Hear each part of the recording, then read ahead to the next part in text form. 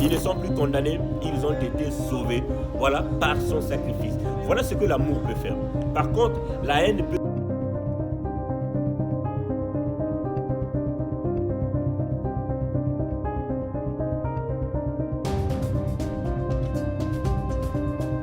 détester les autres. Les chrétiens ont empoisonné son frère chrétien. Ça fait mal lorsque nous voyons. Un chrétien ne doit pas manquer l'amour, parce qu'un chrétien, c'est comme Christ. Regardez un peu Jésus-Christ, il a accepté ce grand sacrifice. Aucun humain ne peut accepter. Il était au ciel, il était les conditions qu'il fallait. Mais shalom à toutes ces personnes-là qui nous sont restées fidèles, surtout à ces personnes-là qui ne cessent toujours de nous écrire en privé pour accompagner, pour soutenir l'œuvre du Seigneur. En tout cas, que Dieu vous bénisse encore pour ces personnes-là qui partagent massivement, parce que c'est aussi une façon de se parler encore de Jésus-Christ. Moi, je fais la vidéo et vous partagez pour informer. Et le jour d'après, on est encore plus nombreux à suivre la vidéo. Voilà ce qui est attendu. Depuis la maison chez toi, tu peux suivre ce grand programme Parole de Midi.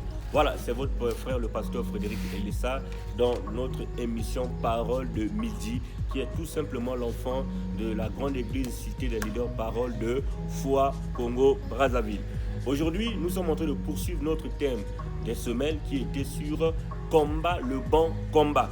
Tout simplement, arrêtons de faire des combats stupides. Arrêtons avec des combats stupides qui n'honorent pas notre Seigneur. Les combats qui sont en train de donner la valeur à Satan.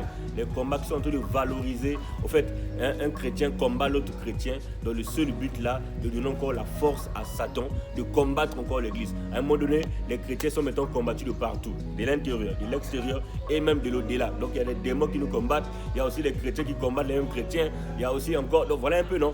Et c'est à partir de ça qu'on doit commencer à arrêter dès maintenant. Voilà, combat, le bon combat, le combat de la foi. On avait dit dernièrement qu'il y avait beaucoup de types de combats. Les bons combats, il y en avait plusieurs. Et nous avons déjà commencé à en travailler sur beaucoup quand même. Pour ceux-là qui sont en train de nous suivre, si vous avez manqué les émissions passées, c'est simple. Il suffit juste de rentrer sur notre page YouTube, sur Facebook là, et vous commencez à défiler. Vous allez voir l'ensemble des vidéos qui sont déjà passées. Alors aujourd'hui, le Seigneur veut qu'on parle de ce thème-là très important, de ce thème qui est cette fois-ci combattre le bon combat pour manifester le fruit de l'esprit. Pour manifester le fruit de l'esprit. Pour ceux-là qui ont l'habitude de lire la Bible, ils connaissent de quoi il s'agit, le fruit de l'esprit. Mais pour ces personnes-là qui viennent nouvellement de recevoir le Seigneur Jésus-Christ, je vous demande d'ouvrir dans le livre de Galates, chapitre 5, le verset 22 au verset 23. Et nous avons dit Galates chapitre 5, le verset 22 au verset 23. Je lis au nom du Seigneur, lui dit, mais le fruit de l'esprit, c'est l'amour, la joie, la paix, la patience, la bonté, la bénignité, la fidélité, la douceur, la tempérance. Verset 23, la loi n'est pas contre ces choses. Voilà, la loi n'est pas contre ces choses. Et pour toi et moi, chrétiens, ce qui est attendu pour nous, pour que les gens reconnaissent, ou bien pour que toi-même tu puisses reconnaître qu'en toi, tu es dans le vrai. Tu es en train de combattre le bon combat. C'est qu'en toi, on doit reconnaître la présence de ces œuvres du fruit de l'esprit. Doit se manifester en toi. Les œuvres du fruit de l'esprit doivent se manifester en toi. L'amour. Un chrétien qui n'a pas l'amour n'est pas encore chrétien. Parce qu'en toi, il manque la manifestation de l'amour. Il manque la manifestation du fruit de l'esprit. Nous voyons souvent, ça devient la logique, les chrétiens avec un mauvais cœur. Les chrétiens qui détestent les autres. Les chrétiens empoisonnés son frère chrétien. Ça fait mal lorsque nous voyons des pasteurs être empoisonnés. Ça fait mal lorsque nous voyons des frères être empoisonnés à l'église même. Pour quelle raison? Parce que j'aimerais gérer son église, parce que j'aimerais tel avantage. Et on a oublié l'amour, notre 11e commandement, le plus grand commandement selon le Seigneur Jésus-Christ. Tu l'as manqué, tu l'as manqué, tu l'as manqué parce que tu vois seulement les intérêts, tes propres intérêts. J'ai vu des gens devenir des menteurs, salir les témoignages de leurs collègues, salir les témoignages de leurs amis, tout simplement pour gagner des avantages que selon lui, qui peut peut-être le permettre d'être bien aujourd'hui, mais ils sont fous du lendemain. Et aujourd'hui, nous confondons un peu ces différentes choses-là. L'amour qui n'est pas en toi, tu n'as pas encore été chrétien. Un chrétien ne doit pas manquer l'amour, parce qu'un chrétien, c'est comme Christ. Regardez un peu Jésus-Christ, il a accepté ce grand sacrifice qu'aucun humain ne peut accepter. Hein. Il était au ciel, il était dans les conditions qu'il fallait, mais il a accepté de se faire pauvre, de se faire insulter, qu'on lui crache dessus. Pour toi et moi, qu'à un moment, on peut même dire qu'il ne te connaissait peut-être pas, mais il a accepté le sacrifice ultime pour ton salut. Pour ton salut, voilà un peu à quel niveau est-ce que l'amour de notre Seigneur Jésus-Christ s'est installé jusqu'à devenir ce que nous commençons. Il s'est sacrifié lui-même à la croix. Et il dit fièrement, tout est accompli. Ça veut dire que je les ai sauvés. Maintenant, là, ils ne sont plus condamnés. Ils ne sont plus condamnés. Ils ne sont plus condamnés. Ils ont été sauvés. Voilà, par son sacrifice. Voilà ce que l'amour peut faire. Par contre, la haine peut tuer. La haine peut bloquer des vies. La haine peut créer des faux témoignages contre son prochain. La haine peut empoisonner son prochain. La haine peut seulement voir tout ce qu'il fait là. Ah, il est en train de faire de bonnes choses, c'est mal fait. Au lieu d'apprécier ce que les autres font, tu es toujours en train de passer ton temps à dénigrer les autres, à maltraiter, à torturer les autres. C'est parce qu'il manque en chacun d'entre nous ici la manifestation de ce fruit-là, ce fruit de l'esprit. Tu as le Saint-Esprit en toi, on le reconnaîtra par la manifestation du fruit de l'esprit.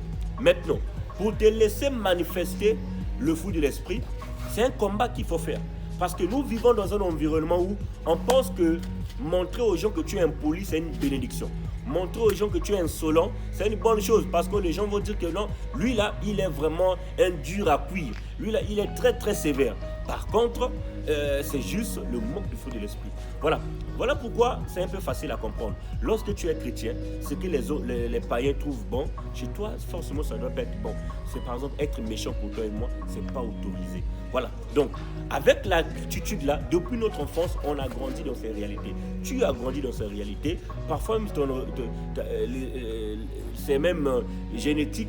Parfois même c'est spirituel, parfois ce sont des réclamations, ou bien parfois c'est par rapport à votre éducation de la maison. Donc continuer à vivre sans manifester le fruit de l'esprit, c'est naturel pour toi. Maintenant, prends la décision de vivre avec ou bien selon pour faire manifester le fruit de l'esprit, c'est quelque chose de nouveau. Et pour réussir cela, tu dois te battre, tu dois combattre pour commencer à marcher dans les œuvres du fruit de l'esprit, qui sont lesquelles? Où nous parlons d'abord de l'amour premièrement, nous parlons ensuite de la joie, être toujours joyeux, la paix, la patience, la bonté, la bénignité, la fidélité, la douceur, la tempérance.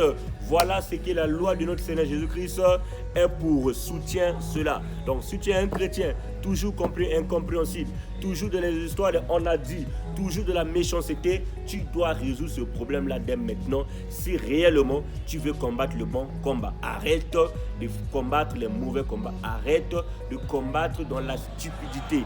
Arrête avec les combats stupides. Commence à combattre des vrais combats dans le but d'agrandir le royaume du Seigneur Jésus-Christ, dans le but de devenir encore une puissance. Que le Seigneur te bénisse. C'était Parole de Midi. Alors, toi qui m'as écouté aujourd'hui, que le Seigneur te donne la force là, de travailler sur le fruit de l'esprit, de commencer à te battre pour respecter chaque manifestation de ce fruit dans ta vie. Saint-Esprit, que nous serons prêts pour l'enlèvement de l'Église. C'est ainsi que le diable aura peur des chrétiens. Combat le bon combat. Alors, on se dit à demain pour la suite. Surtout, n'oubliez pas de vous abonner et de partager auprès de vos collègues pour plus encore de vidéos. Merci encore pour votre soutien en mettant juste sur like et on se dit à demain 12h. Merci, que Dieu vous bénisse.